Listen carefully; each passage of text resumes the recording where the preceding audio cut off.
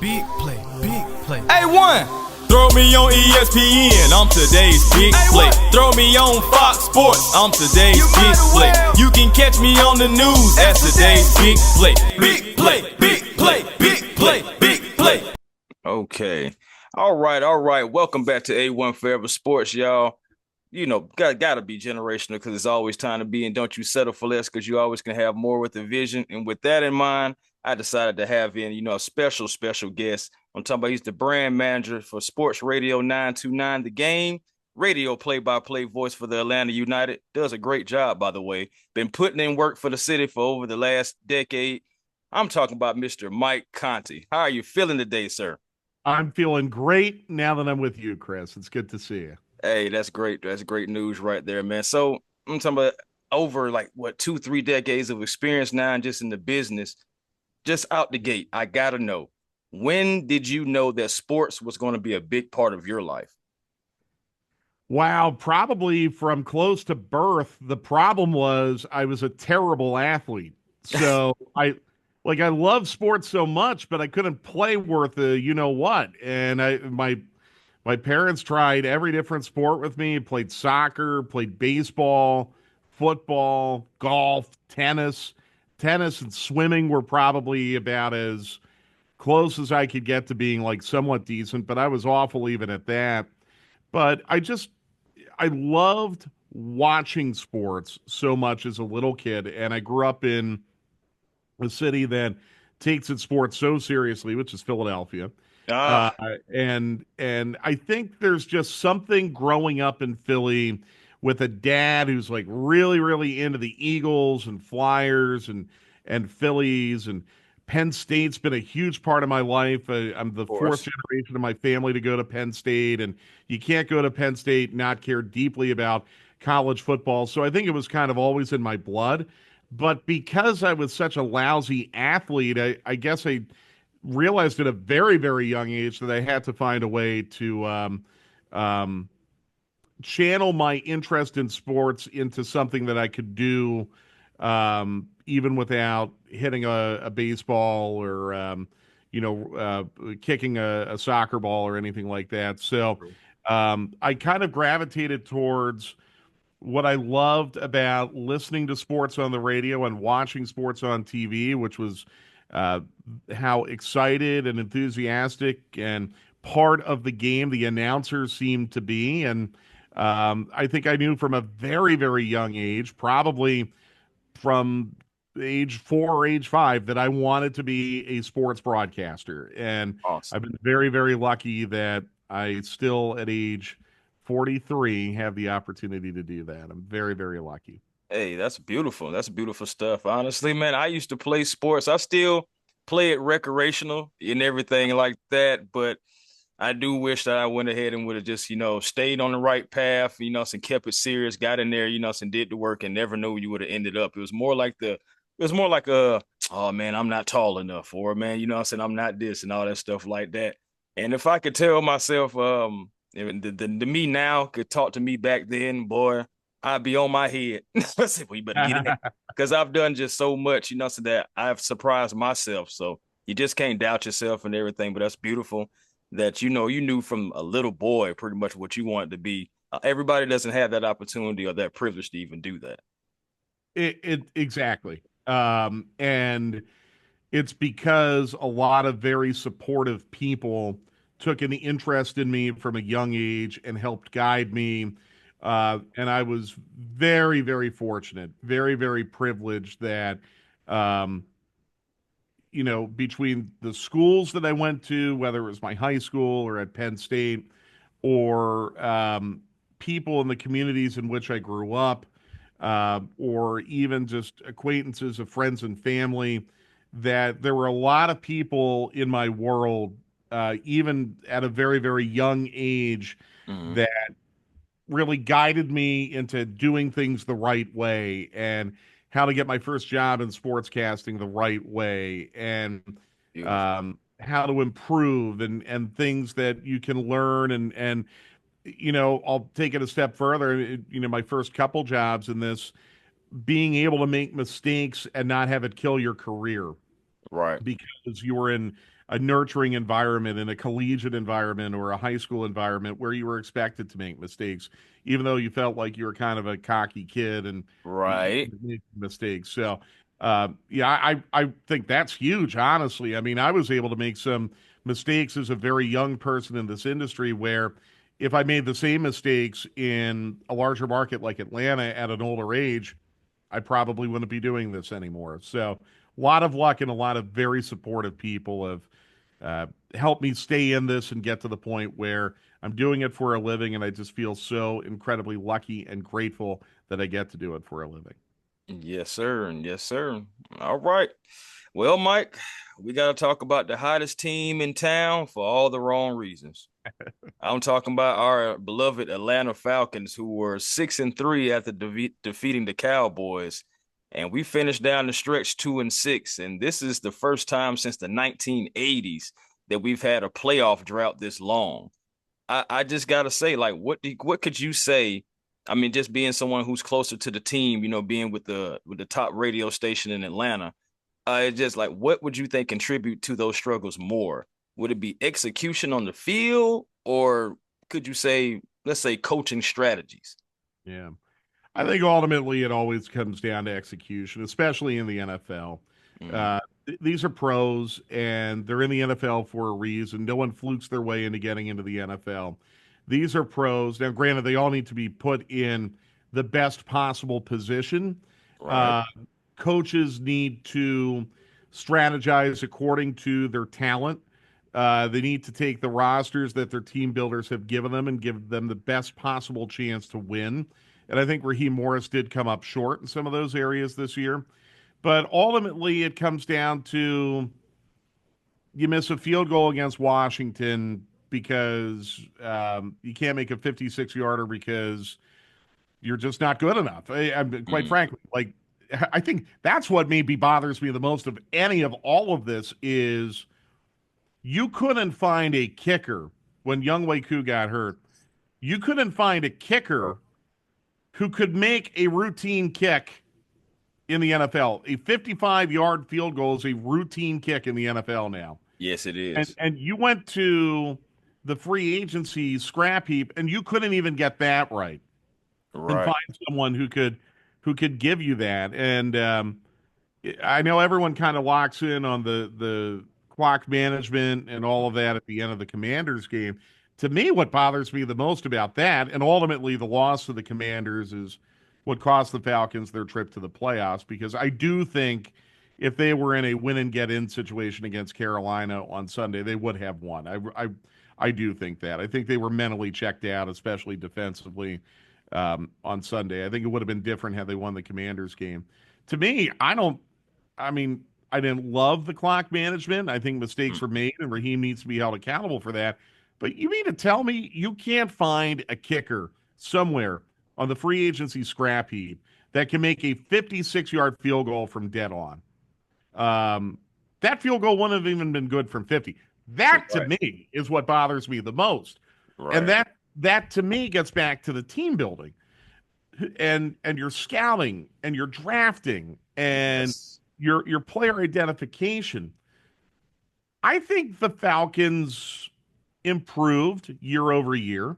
I think Drake London and Bijan Robinson are two examples of players who are clearly developing, who Hmm. clearly got better in the Zach Robinson, Raheem Morris system. So Right. that's not on coaching.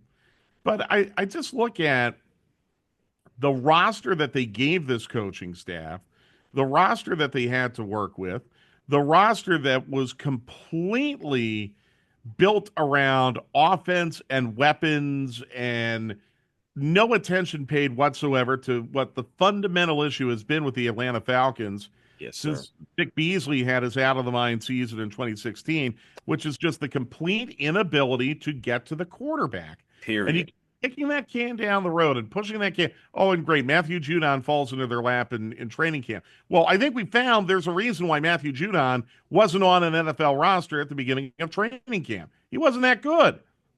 I mean, he Right. had flashes, but he Do, wasn't consistently that good. do You you think can't. do you think the scheme hurt him a little bit? Because he is out in coverage, and that should be a sin, him being out in coverage. Well, in fact, on Sunday against Carolina, it cost you a touchdown.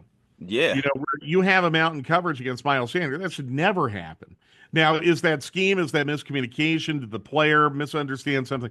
I don't know if we know that for sure. It right. feels like it's That's fair. schemed. We don't know unless we're there. Um, but again, you've had this problem since the year that Vic Beasley just went off and surprised everyone and never replicated that kind of output again, where he won the league sack title. Mhm. Incidentally, having that plus a good offense got you all the way to the Super Bowl. Yeah. You keep kicking the can down the road, and now, yeah, we'll figure this out. We'll figure this out. And they've never figured it out. Yeah. And that, to me, is a huge reason why they're on the golf course today as opposed to getting ready for a playoff game Right. because their inability to get to the quarterback put too much pressure on the backside of the defense. It's been like this every year. Bryce Young was able to carve Atlanta apart on Sunday because the Falcons got no heat on him. No heat whatsoever. You and I could stand back there and probably complete NFL passes if we had five or And, six and seconds of a Mike, that's so crazy that I'm glad that you mentioned that about how the defense played Sunday because since the bye week, the Atlanta Falcons have been like one of the top teams in defense, especially when it comes to getting sacks. But So who have they played since the it, bye? yeah, I That's the mean, problem. yeah, I think yeah, that was I fool's was getting gold, to it. Chris. I think it's fool's gold. You're playing the Raiders, the Giants, and But you got the the, Chargers, the Vikings, well, you held the Chargers in check. The Vikings ran over you in the fourth quarter. right? Um, you actually did okay against the Commanders, quite honestly. But Mm, against the Commanders, it was kind of a bend but don't break. Like they weren't perfect. right. The Commanders moved the ball on them. The Falcons were just getting stops. But I, unfortunately, I think some of that just turned out to be fool's gold. Like the Falcons ended up, I think, 23rd in the league in total defense. It feels like they were way worse than that, doesn't it? It But does. It does. I think I did see it was like they were 22nd in total defense, and I know just like a week ago they were 20th. So that right, let you know that that 40 burger that they gave up didn't help you at all. You no, know, but I mean, it's just man, I think it's coming down to like coaching scheme. I think it's just like a disconnect with some of the players, some of the scheme, the coaching, and everything. And then of course some things just not going your way in the NFL. You know, it's tough. It's tough. right. But you're making so many great points, especially Uh-huh. about the kicker, something that a lot of people don't talk about. Like, yeah, how did you not find a replacement that was good enough for Youngway? And also, why did you let Youngway go so long into the season? You know, so knowing that he had a hip injury that was apparent because of how he changed his stance, something that we all as Falcon fans noticed in the preseason. Yeah, So and that's crazy. you brought up, do you blame the coaches or the execution for where you are right now? And Right. I do think it's execution, but the coaches do have a responsibility of putting the best players on the field. They waited way too long to bench Kirk Cousins. Okay. They waited All right. way too long to bench Younghoe Koo.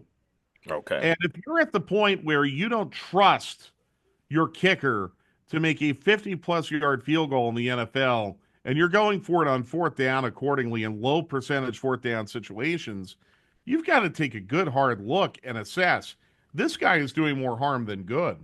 Right. Right. It's nice that you're loyal to someone who's been a good soldier for the team. I like that, and But and wait, Mike. Hold on. Wait a minute. Wait a minute. Good soldier to the team. But I'm just saying. Okay, hear me out. Atlanta was 6-5 with still a 2-game lead in the division going into the bye. Correct. you're All right. right. So if Michael Penix starts after the bye, there's no guarantee that you're going to win the games. But at least he'll have more time within this offense. And we've seen what he's done in the limited amount of work. I feel like we shouldn't have had a loyalty to Kirk Cousins, even though he did get us to 6-3, and I thank him for that. But we still didn't shouldn't have to have a loyalty to a guy that we just brought in. That wasn't the Iceman out there. No, That no, was Kirk Cousins. I agree with you. By the way, when I talk about the good soldier thing, I'm talking about Koo, not Cousins. Oh, Um, okay, got you, but I hear you. I hear you. I think if you look back at some of the things that I observed about the Falcons that I would put on Twitter, I think it became very, very apparent by that Chargers game that you had to move on from Cousins. that there was literally nothing more he could do to harm you than he had already done. Like literally, there was nothing more he could do. And you're right. They waited way, way too long. And now you look back and you reflect. And again, I'm putting the Carolina game aside because I Yeah. think that team was halfway to Cancun on Sunday. So I'm going to put that aside. But if you play Penix against Minnesota, Hmm. if you play him against the LA Chargers, he couldn't have been worse than Cousins in either of those games. I don't Uh, think he throws you know, 4 picks against the Chargers. Absolutely not. Now they were moving the ball in both of those games, but he's not going to throw 4 interceptions. In fact, Penix had 3 interceptions in 3 games. 2 of them were clearly not his fault. Clearly. Pitts trying to shovel the ball over the goal line or whatever the heck he was doing, and Oh that deflection God. that he had on Sunday. So yeah, I'm with you. Penix is. We've seen just by eye test that he was the superior quarterback at taking care of the football. Even if you don't win those 2 games, like you said, you're still going to be better positioned in those final 3 games where you needed to win all 3, where Right. you have a quarterback with more experience who can open up the playbook a little bit more. I just thought it was mismanagement. Yes. And look, hindsight is obviously 2020. It's Obviously. easy for you and I to talk about. I know that's a cliche. It's easy for you and I to talk about. We don't make the big bucks because we're coaching these teams and making these hard decisions. Hmm. Very, very easy to go out and second guess them, and I don't love doing that. Same. But if it was apparent to you and I, as relatively casual observers, Hmm. I don't understand why it wasn't apparent to the people who were in there every day making evaluations and making decisions. Right. Well, let's talk about something that's good for a second, though. The All right. Falcons did end the season with a top 10 offense. I'm talking about passing, rushing.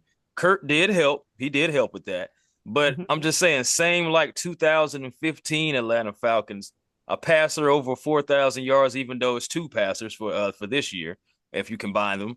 But you still had a running back and a wide receiver over 1,000 yards. How excited should Falcon fans be about the big three in London, Robinson, and Penix Jr.? Really excited, and especially when you consider how young they are and they're still on rookie deals. So you don't necessarily have to worry about losing these guys yet or contracts or anything like that. You can build around this core and you can add to it. If you put a competent tight end in this group, that only enhances things going into next year. And I think Kyle Pitts' time in Atlanta is probably over. So you're probably looking at adding a competent tight end to this mix. I think I Ray miss Ray John McCloud. Smith. Yeah, yeah. I miss Austin Hooper, except for having to interview him. Outside of him being kind of an interesting guy, he was a great player. Right. Um, but you're right. You put a Johnny Smith or an Austin Hooper on this team, maybe instead of being sixth in total offense, you're looking at a top 5 total offense. I don't know, Shoot, but I can even take it one step further. If Kurt never burns out the way he did, we would have been a top 5, maybe top 3 offense. Because you think about the trajectory of where he was going before he just fell off a cliff. It yeah, probably, or if Penix gets it inserted a little bit faster, we probably could have been higher than that. Just to your point.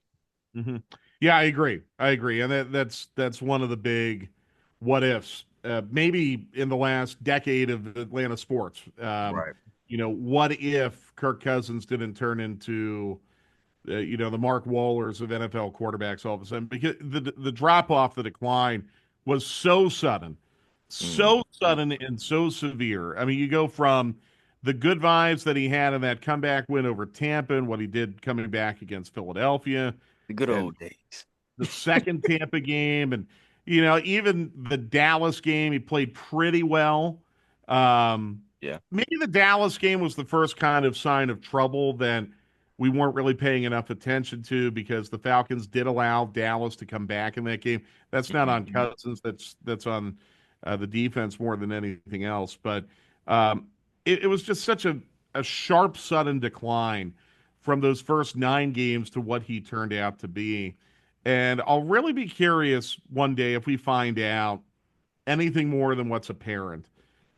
If there was an injury, if there was something going on that we weren't aware of to explain it, because um, I understand that he was never 100% healthy to begin with, but he Hmm. certainly was well enough to play through whatever was bothering him to have that first half of the season, which was very, very good. Right. You're right. I mean, if he maintains that level, the Falcons are hosting a playoff game this weekend, and maybe Cousins is a threat to be offensive player of the year or something like that. It's really shocking that it didn't work out that way. Truly, truly. Okay, got just a few more questions for you. So it's been so much, let's say, camaraderie between the GM and head coach, like pretty much all season. But what message are the Falcons sending the team or the fan base by having Raheem and Terry do pressers on different days, with days in between? Yeah, it's um what message are they sending? That's a great question. Here's what I think they're doing. I Okay. think they're trying to say that everything's normal and this is how we would normally do it. Raheem always speaks the day after a game, and now that the season is over, we're going to find a time that works best in Terry's calendar. Although this is the same team that had a press conference when they replaced the coach where Terry Fontenot wasn't at the press conference. He was in Flowery Branch helping out or something like that.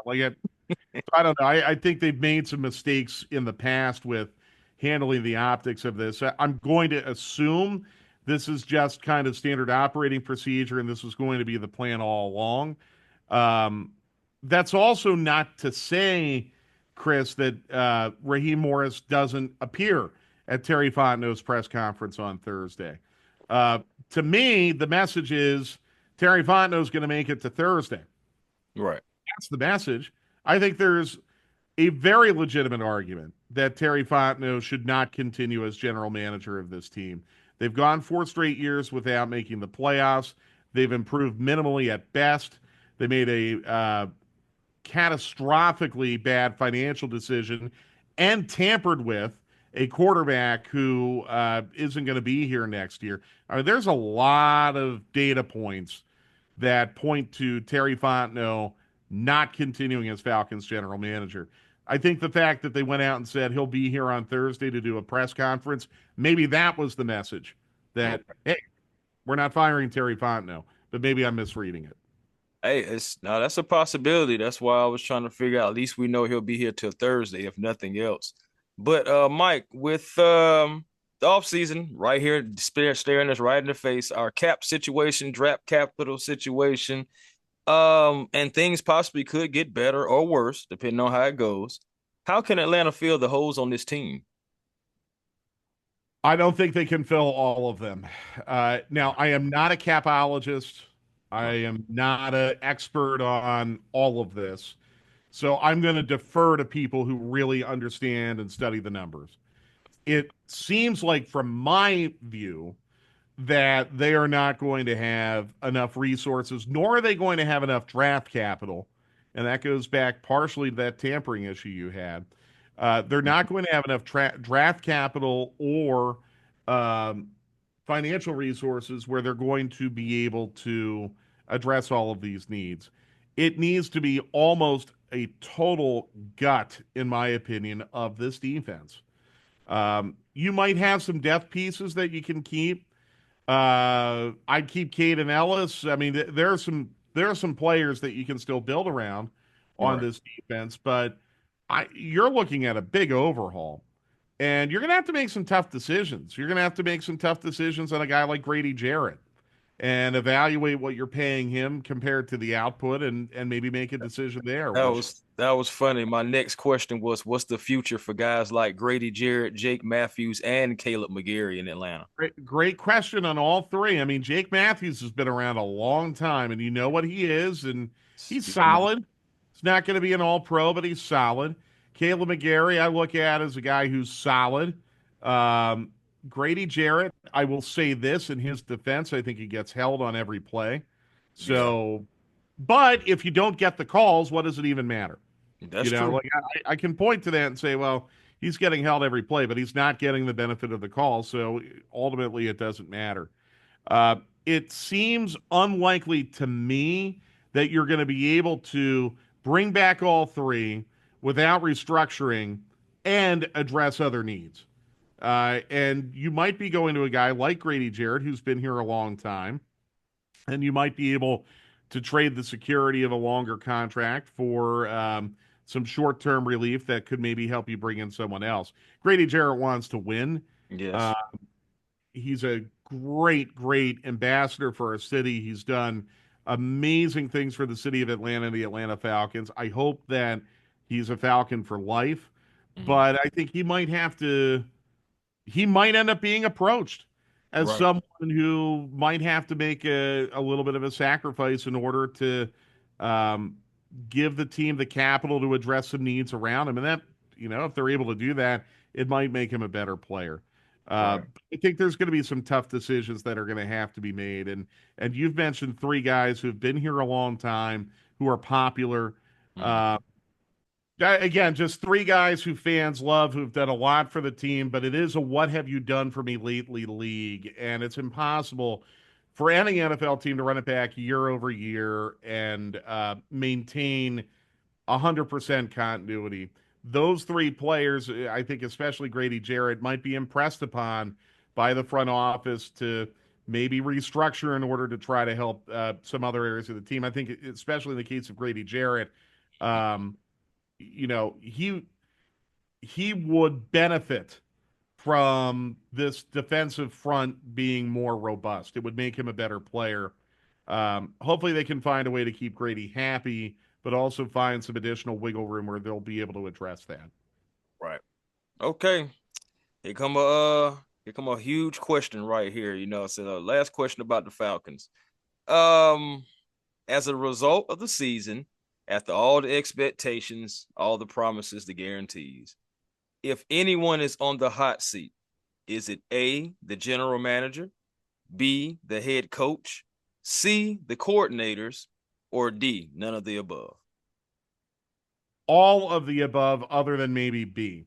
Okay. Yeah, I believe that. And I'd say maybe not Zach Robinson. I mean, they were sixth in the league in total offense this year. Your quarterback had a meltdown. That might not be the offensive coordinator's fault.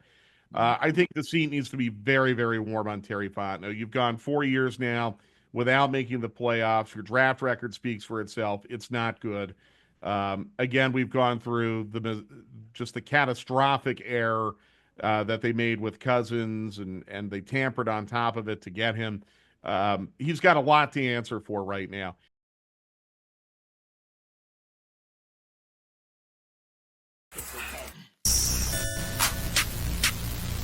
A1. Yeah, truly. Cooler and I'm flyer too.